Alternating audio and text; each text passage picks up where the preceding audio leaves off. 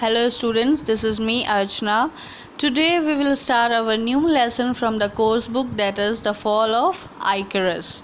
How different would be the world if we could fly? How would we be different? ये दुनिया कैसे different हो जाएगी, अलग तरह से हो जाएगी जब हम उड़ सकेंगे, मीन्स हम ह्यूमन बींग्स, या फिर इसमें क्या ऐसा डिफरेंट होगा हम में कि हम उड़ पाएंगे. ठीक है, तो ये तो इमेजिनेशन है, आपको सोचना है फिर आंसर देना है. अब मैं रीड करते जा रही हूँ एक एक पैराग्राफ और आपको समझाते जाऊँगी. On the island of Crete during the age of King Minos, there lived a man named Daedalus and his young son Icarus. Daedalus was just an ordinary man except for one special talent. He was an inventor of strange and wonderful mechanical creations. Means एक island था क्रीट में जहाँ पे किसके राज्य में, Minos, king Minos के समय में. ठीक है, तो वहाँ पे एक आदमी रहता था जिसका नाम था डेडलस और उसका बेटा था, सन था उसका आइकरस. डेडलस जो था एक ऑर्डिनरी आदमी था, लेकिन उसके पास एक स्पेशल टैलेंट था कि वो इन्वेंटर था. वो ऐसी ऐसी चीज़ें बनाता था मैकेनिकली अपने हाथ से ही, जो बहुत ही स्ट्रेंज और वंडरफुल रहती थी. ठीक है, मैकेनिकल क्रिएटर था वो, बोल सकते हो. A tiny mechanical bird that chirped when the sun rose, given by Daedalus to the newborn princess to celebrate her birth, became the talk of the town. King Minos approached Daedalus to ask if he might be able to invent something less pretty but more useful. A few months later, Daedalus presented the plans for a giant labyrinth to hold a minotaur prisoner. ठीक है, तो यहाँ पे एक छोटा सा वो mechanical bird, यानी कि अपने हाथ से एक मैकेनिकल बर्ड बनाता है जो कि जब सूरज उगता है तो चींची करती थी, जो कि डेडलस ने न्यूबॉर्न जो प्रिंसेस रहती है ना उसको दे देते हैं उनके बर्थडे गिफ्ट के तौर पे. तो वो जो है टाउन का टॉक बन जाता है, मीन्स वहाँ के लोग इसके बारे में बहुत बातें करते हैं, बहुत उसकी तारीफ़ करते हैं. तो जो किंग मिनोस थे वो अप्रोच करते हैं डेडलस को कि क्या तुम मेरे लिए कुछ ऐसा बना सकते हो जो मेरे लिए कम प्रीटी हो, मीन्स ज़्यादा सुंदर ना हो लेकिन ज़्यादा यूज़फुल हो. तो कुछ महीने बाद डेडलस जो है उसको एक प्लान प्रेजेंट करता है जायंट लैबरनीथ का, मीन्स भूल भुलैया, बहुत बड़ा एक भूल भुलैया होता है ना उसका, ताकि उस वहाँ पे जो मिनोटोर था, मिनोटोर एक राक्षस था जिसका सर जो था बुल का था, बैल का, और धड़ जो था इंसान का था, और वो इंसानों के मांस को खाता था. तो उसको बंदी बनाने के लिए वो बोला कि मैं एक भूल भुलैया बना देता हूँ किंग के लिए करके. तो वो प्लान जो है किंग के पास प्रेजेंट करता है. King Minos was pleased. If Daedalus works only for me, it will be so much better. He asked his royal guards to take Daedalus and his young son Icarus and lock them away in a cave on the mountains high above the sea. The only entrance to the cave were through the labyrinth guarded by the king's soldiers, not to mention the Minotaur, and an entrance overlooking the sea high up on the side of the cliff. Daedalus didn't mind his imprisonment at first. Whatever Daedalus needed, King Minos provided without question. यहाँ पे क्या होता है, king Minos जो है बहुत प्रभावित होता है और फिर वो एक ना बहुत बदमाश राजा रहता है, क्रूर बोल सकते हैं. तो जब डेडलस मेरे लिए ही काम करेगा तो ये मेरे लिए बहुत अच्छा होगा करके वो राजा ऐसा सोचता है. तो वो अपने रॉयल गार्ड्स को क्या बोलता है कि इसके बेटे को और डेडलस को लॉक कर दो एक गुफा में जाके, पहाड़ के ऊपर सी के पास, है ना. तो वो क्या करते हैं, और उस केव का, उस गुफा का जो एंट्रेंस था ना वो चट्टानी पत्थरों के ऊपर बहुत, मतलब नीचे जो समुद्र था उससे बहुत ही ऊंचाई पे था एंट्रेंस.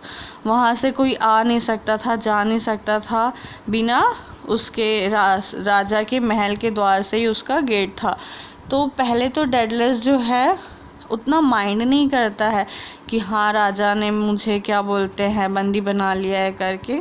वो और जो भी वो डेडलेस मांगता था तो किंग मिनोज जो है उसको बिना क्वेश्चन किए सारी चीज़ें प्रोवाइड कर देता था, जैसे कि फूड हुआ, ड्रिंक हुआ, tools of all shapes, rare metals, leather, parchment and even candles, so he could work late into the night। तो जितने भी खाने का सामान, पीने का सामान या जितने भी टूल्स उसे लगते थे वो क्या बोलते हैं भूल भुलैया बनाने में, मेज़ को बनाने में, जितने भी मेटल्स या लेदर या जो राइटिंग मटेरियल उसके लिए लगते थे वो सारा कुछ, इवन जो कैंडल्स होते ना मोमबत्ती, वो भी प्रोवाइड कर दिया राजा उसको बिना एक क्वेश्चन के, ताकि ये लेट नाइट तक भी काम कर सके।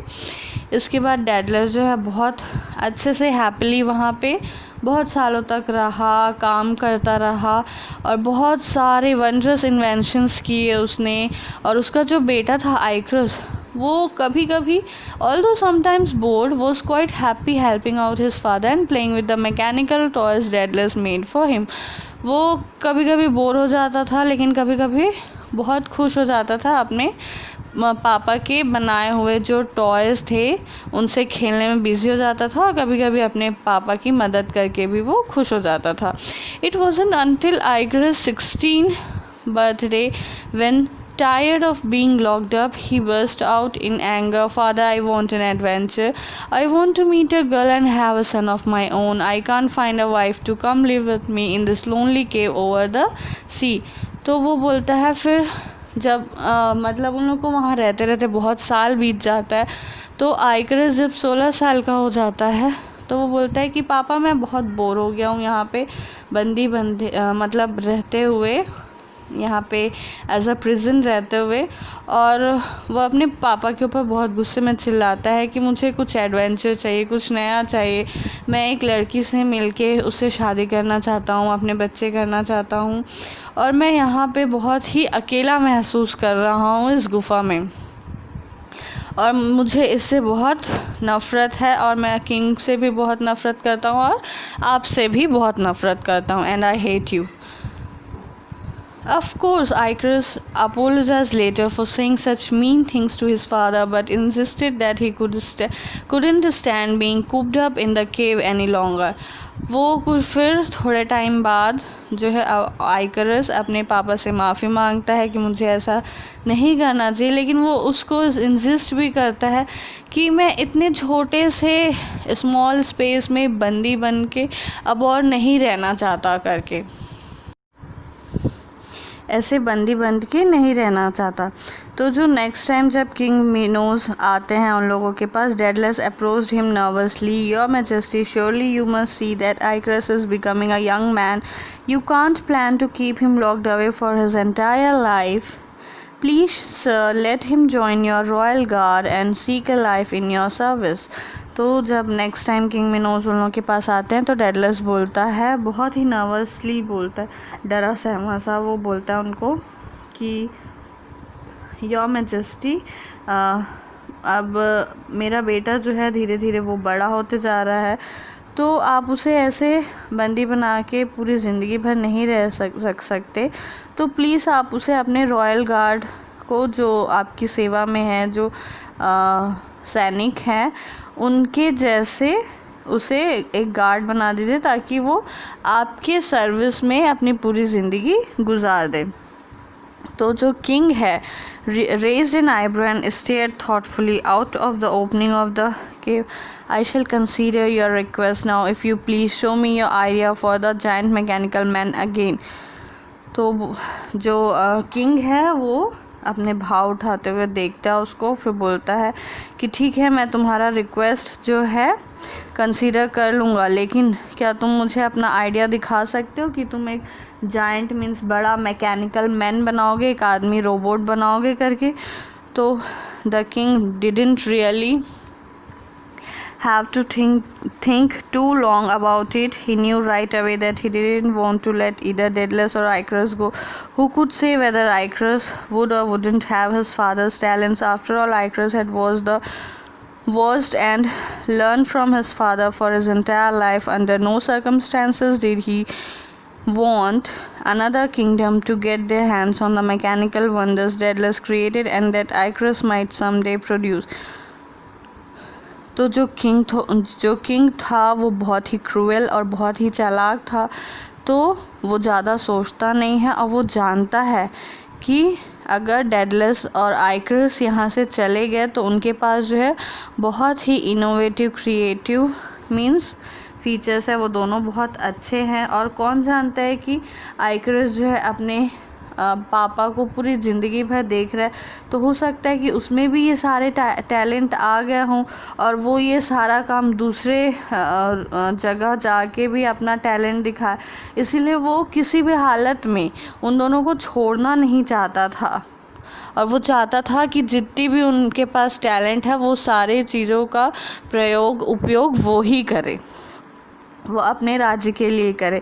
तो वीक्स लेटर, कुछ हफ्तों बाद, किंग मिनोज जो है डेडलस के पास आते हैं अपने आंसर के साथ और बोलते हैं कि ठीक है, अभी तक तुमने हमारे कंट्री या स्टेट के लिए जो किया है उसके लिए मैं बहुत ही आभारी हूँ, बस इतना ही बोलता है। तो बोलता है बट सर बिगेन डेडलस, बोलने की कोशिश करता है तो वो राजा उसके ऊपर चिल्ला देता है। Enough roared king Minos, the decision has been made, मैंने डिसीजन ले लिया। Daedalus turn to Icarus to explain that there was nothing to be done, but when he saw the look of utter despair on his son's face, his heart broke and he vowed that he would do everything in his power to make his boy happy again. But what could be done? Daedalus stood staring out the caves overlooking the sea, watching the waves crash on the rocks below and the seagulls circle over the cliffs. It was spring and the nests on the cliffs were filled with the eggs and chicks. तो वो जो है राजा उन लोग के ऊपर चिल्ला के चले जाता है कि मैंने एक बार डिसीजन कर लिया, तुम्हें यहीं रहना है करके, है ना। वो उसको छोड़ने के लिए तैयार नहीं था कि हाँ उसका बेटा उसके सैनिक में शामिल हो जाए, ताकि वो कभी ना कभी तो अपने पापा को भी छुड़ा लेगा या वो लोग ऐसा कुछ करेंगे कि वहाँ से वो लोग निकल जाएंगे। तो डेडलस जो है वो चिल्ला के राजा उन लोग के ऊपर किंग मिनोस चला जाता है। तो डेडलस जो है अपने बेटे की तरफ मुड़ता है और बोलता है कि हम कुछ नहीं कर सकते, लेकिन जैसे ही वो अपने बेटे का चेहरा देखता है फिर उसका दिल टूट जाता है और वो प्रॉमिस करता है, वो मीन्स प्रॉमिस करता है कि वो जो भी कर सकता है अपने बेटे के लिए फिर से वो उसको खुश करने की कोशिश करेगा। लेकिन फिर वो सोचता है कि मैं ऐसा क्या कर सकता हूँ।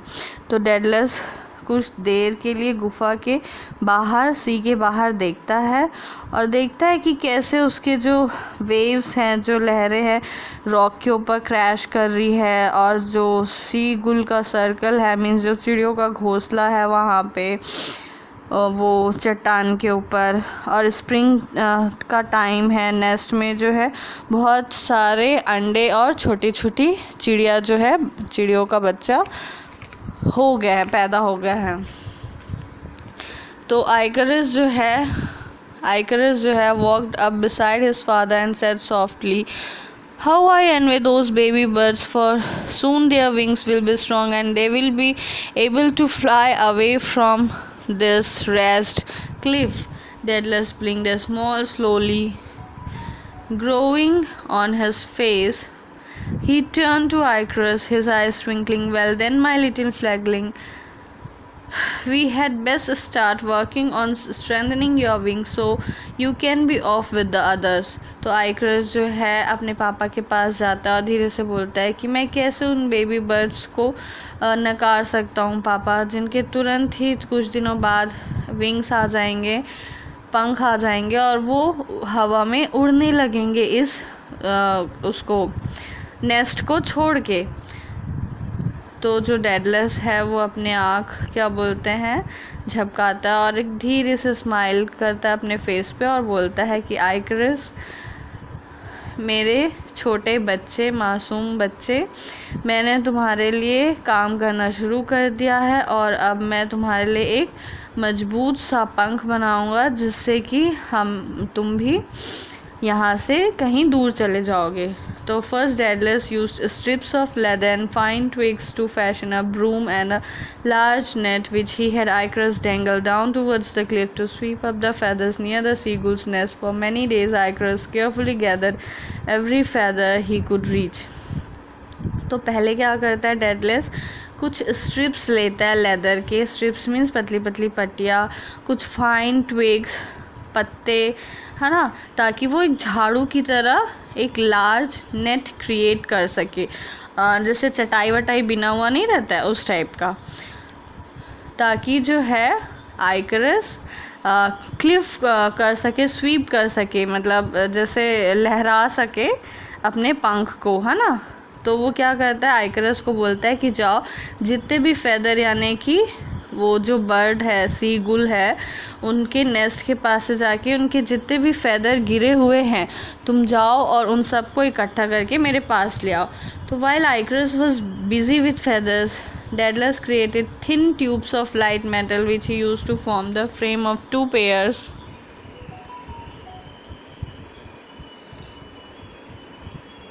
तो फिर वो बोलता है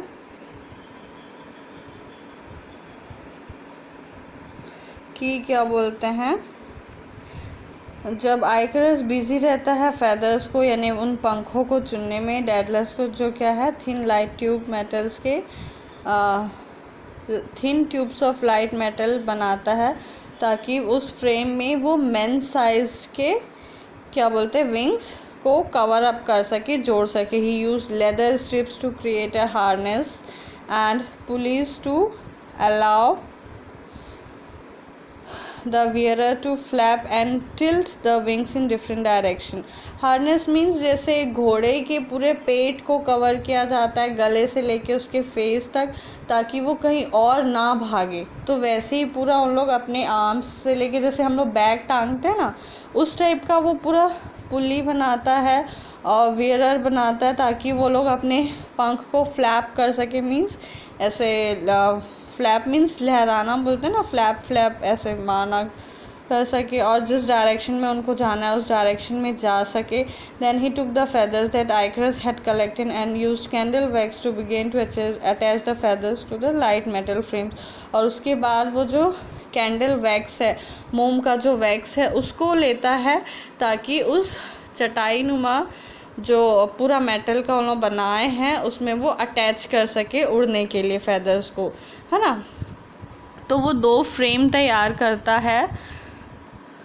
तो आइकरस स्माइल करता है happily as his father, are you coming too, क्या आप भी आ रहे हैं करके आइकरस अपने पापा के सामने मुस्कुराता है। Daedalus claps his son on the shoulder and replied, I am my son, thank you for reminding me that all of my creations you are the most important to me, I am sorry that it's has taken me so long to free us both. तो Daedalus जोर से अपने बच्चे को पकड़ता है, आइकरस को अपने आर्म्स में होल्ड करता है और बोलता है कि हाँ मेरे बच्चे, कि मैं तुम्हारा धन्यवाद करता हूँ कि तुमने मुझे याद दिलाया कि मैंने अभी तक जितने भी क्रिएशंस बनाए थे उसमें से सबसे इम्पॉर्टेंट मेरे लिए तुम हो, और सॉरी कि मैंने अभी तक हम दोनों को फ्री नहीं करवाया, मीन्स आज़ाद नहीं हुए थे, और ये अब रियलाइज़ करने के लिए मैं तुम्हारा धन्यवाद भी करता हूँ। It was painstaking work collecting the feathers and attaching them one by one to the frames, but a few weeks later as the first flagging seagulls began to leave their nest, Daedalus declared the wings complete. तो ये बहुत ही painstaking था, मतलब इतना ज़्यादा इस काम को करने में, बारीकी से एक एक पंख को जोड़ने में, और वो भी ह्यूमन बीइंग्स के लिए पंख बनाना था, बड़ा बनता, तो बहुत ही ज़्यादा उसमें मेहनत थी। लेकिन फिर भी उसके पापा जो है एक के बाद एक वो उस फ्रेम में जोड़ते जाते हैं, और कुछ हफ्तों बाद जैसे ही वो सी गुल के बच्चे, जो चिड़िए के बच्चे हैं, वो थोड़े बड़े हो जाते हैं, उड़ने लायक, और वो नेस्ट को छोड़ने के लिए तैयार रहते हैं, तो उसके पापा जो है डिक्लेयर करते हैं कि देखो हमारा भी जो पंख है वो बन गया है अब करके। The day they were to leave, the day they were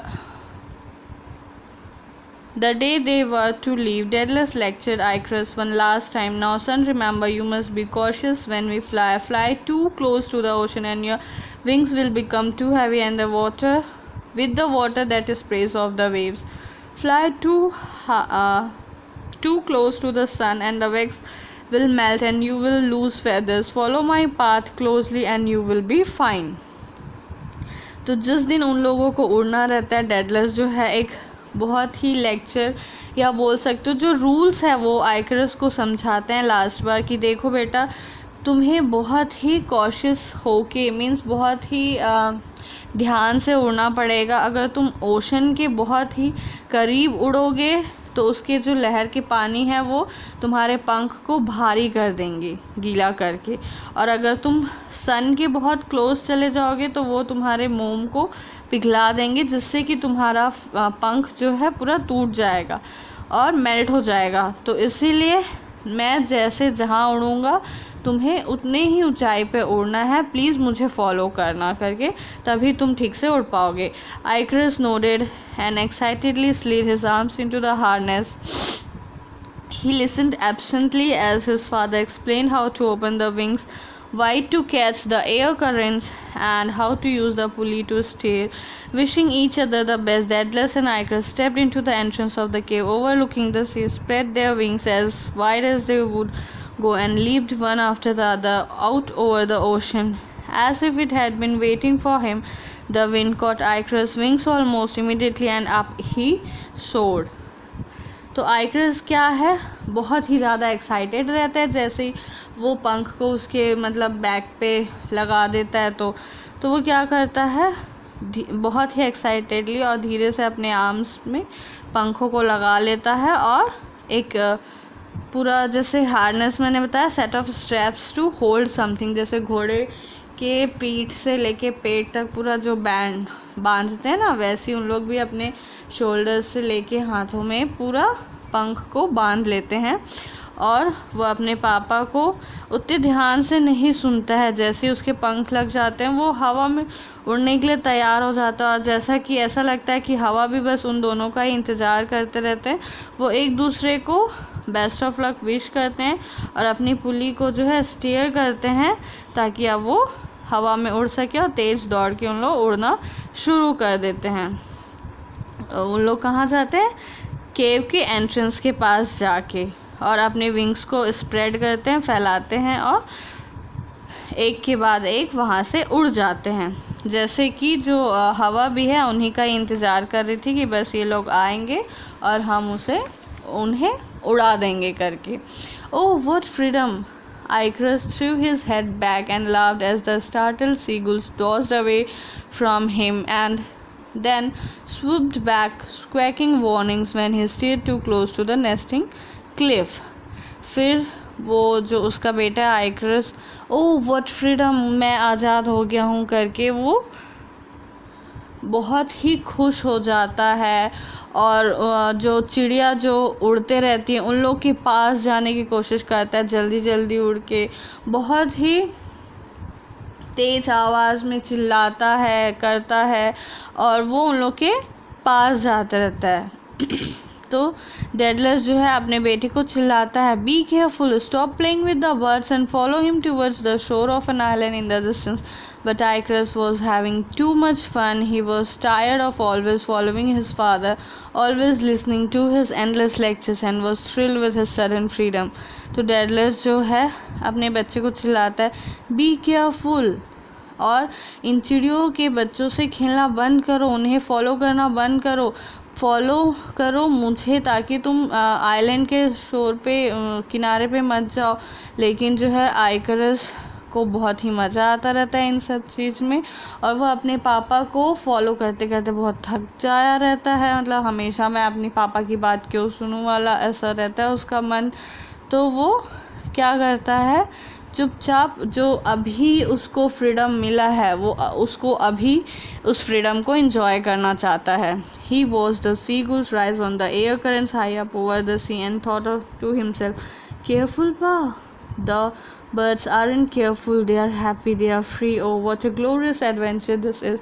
The sun is so warm and the breeze tugs at my wings as if even the wind is happy. I am finally free.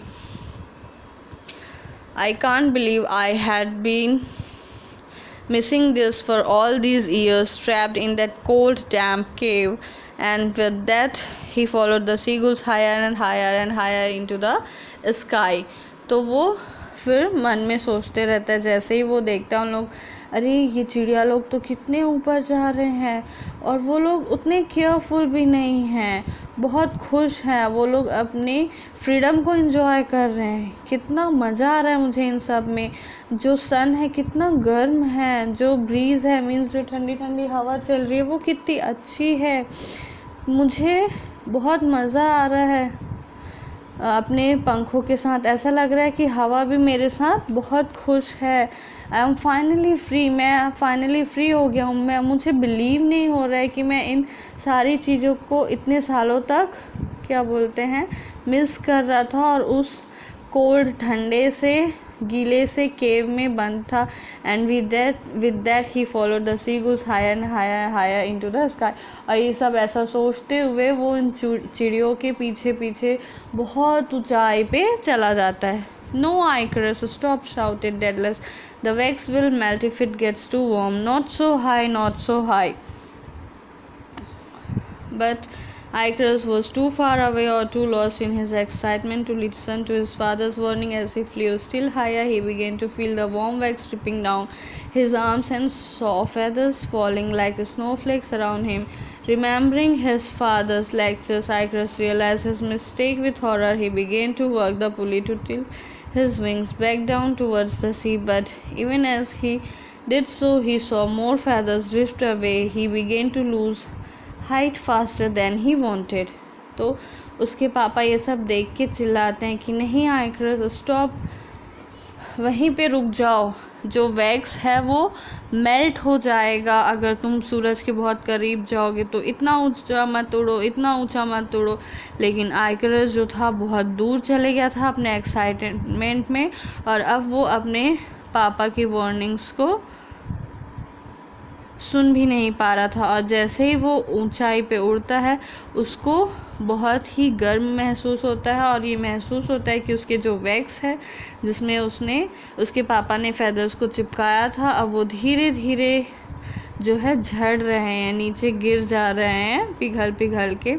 तो वो जैसे उसे अपने पापा का lecture याद आता है, वो रियलाइज़ करता है कि उसने एक बहुत ही बड़ा मिस्टेक कर दिया। वो बहुत डर जाता है और जैसे ही वो फिर से अपने विंग्स को फ्लैप करके नीचे की तरफ आने की कोशिश करता है तो वो देखता है कि उसके और ज़्यादा पंख गिर रहे हैं और वो बहुत ही ज़्यादा तेज़ी से हाइट को लूज़ कर रहा है ना। जितना वो सोच रहा था उससे भी ज़्यादा, मतलब वो अपने आप ही नीचे की तरफ आते जा रहा है, गिरते जा रहा है। Working the police even more frantically, Icarus flapped the wings, trying to slow down his fall, but the harder he flapped, the more feathers detached from his wings. तो जैसे ही वो और अपनी पुली पे काम करना शुरू करता है और जैसे जैसे वो फ्लैप करता है अपने पंखों को फ्लैप करता है तो वो देखता है कि वो और ही उतना नीचे गिरते जा रहा है और उसके और ज़्यादा पंख जो है डिटैच होते जा रहे हैं, मीन्स झड़ के गिरते जा रहे हैं। As Daedalus was in horror, Icarus plunged towards the sea, frantically flapping the pulleys with his arms. When he finally hit the water, there wasn't a single feather left on the frames. Daedalus landed as quickly as he could on a shore close to where Icarus had fallen, but the only sign of his poor child was a few feathers floating on the waves. Daedalus crumpled on the sand, his face in his hands, for he knew his son was dead. After many months, when Daedalus began to recover from his grief, he named the island Icaria in the memory of his son. On the beach where he landed, he built a temple to the sun god Apollo, and inside it hung the wings he had created, vowing never to fly again. तो जैसे जैसे उसका बेटा जो है पंख को flap करता है तो वैसे वैसे और उसके फेदर्स गिरते जाते हैं और वो नीचे सी की तरफ आते जाता है। तो जैसे ही डेडलस जो है बहुत ही डरा हुआ सा देखता है कि आइकरस जो है plunge towards the sea, means पानी में गिर जाता है जितना तेज़ से वो अपने पंखों को फैलाता है और फ्लैप करता है, और फाइनली वो पानी में गिर के एक सिंगल फैदर भी उसके फ्रेम में नहीं बचता, वो पानी में डूब के मर जाता है। तो डेडलस बहुत जल्दी से लैंड होता है सी शोर पे जहाँ पे उसका बेटा गिरा हुआ रहता है, लेकिन बस कुछ ही फैदर्स दिखते हैं उसको पानी के वेव्स के ऊपर, लहर के ऊपर तैरते हुए, और डेडलस जो है रेत में गिर जाता है। उसका फेस जो है उसके हाथ के ऊपर रहता है, मतलब वो सैड हो जाता है, ग्रिफ में आ जाता है, सैड हो जाता है कि अब वो बस यही जानता है कि उसका बेटा मर गया है। और कुछ महीनों बाद जब वो इससे उभरता है इस सैड मोमेंट से, तो उस आइलैंड में एक क्या बोलते हैं मंदिर रहता है वहाँ पे, उस आइलैंड को फिर वो अपने बेटे के नाम पे रखता है, आइकेरिया उस आइलैंड का नाम, और अपनी बेटे की याद में वहाँ पे जहाँ पे वो लैंड हुआ था वहाँ पे अपने बेटे की याद में एक सूरज भगवान का मंदिर बनवाता है। और उस विंग्स को, जो उसके विंग्स है, डेडलस के जो विंग्स है, वहाँ पे वो उसको टांग देता है और ये प्रॉमिस करता है कि अब वो कभी भी उड़ेगा नहीं करके। तो ये एक छोटी सी स्टोरी रहता है, और इस स्टोरी से हमें ये सीख मिलती है कि हमें अपने पेरेंट्स की बात को सुनना चाहिए और मानना चाहिए। कभी भी एक्साइटमेंट में हमें उनकी बातों को अनदेखा नहीं करना चाहिए। अगर डेडलस आइकरस अपने पापा की बात को माना रहता तो आज वो दोनों खुशी खुशी अपने जगह पे पहुंच गया होते। ठीक है, तो इससे हमें बस यही सीख मिलती है, obey your parents and listen to them properly. Thank you so much.